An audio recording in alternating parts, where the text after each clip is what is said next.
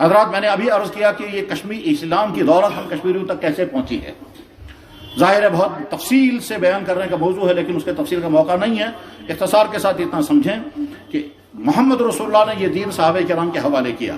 صحابہ کرام نے ملکوں میں اسلام کو پھیلایا.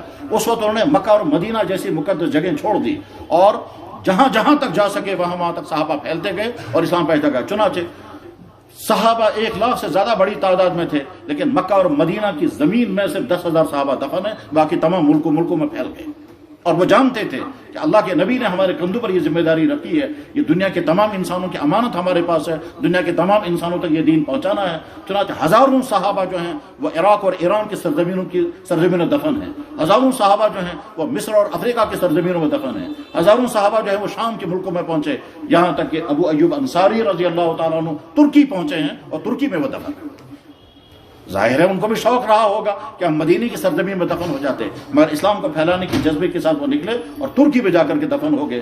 ترکی کا آیا صوفیہ، جہاں آیا صوفیہ نظارہ ہے انسانوں کے لیے، ویسے اہل ایمان کے لیے وہاں کشش کی چیز ہے کہ ابو ایوب انصاری رضی اللہ عنہ وہی دفن ہے جو مدینہ طیبہ میں محمد رسول اللہ کے میزبان بنے تھے. جب محمد رسول اللہ صلی اللہ علیہ وسلم مدینہ تشریف لائے تو ابو ایوب انصاری رضی اللہ عنہ کا گھر آپ کا مہمان خانہ بنا اور اسی میں آپ نے قیام فرمایا تھا.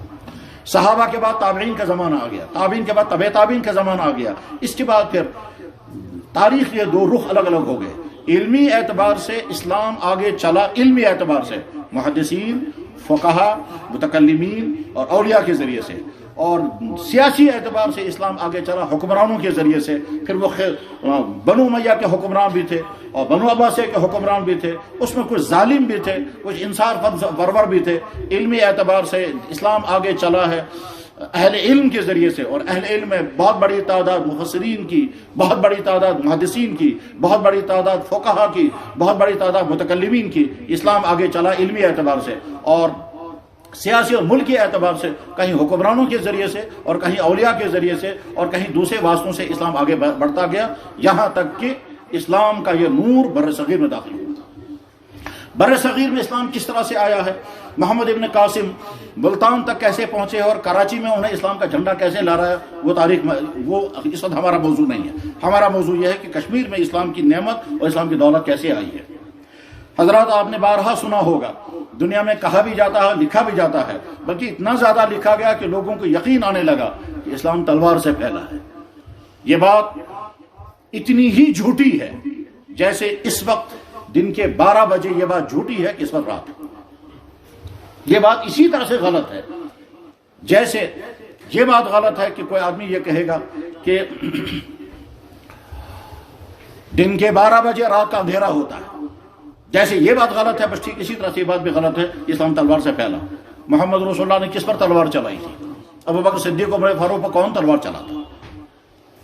پوری انسانی تاریخ میں ایک انسان ایسا نہیں ملتا جو یہ کہے گا کہ جناب میں مسلمان نہیں ہونا چاہتا تھا اور انہوں نے مجھ پر تلوار چلائی، میں مجبور ہو کر میں مسلمان بن گیا.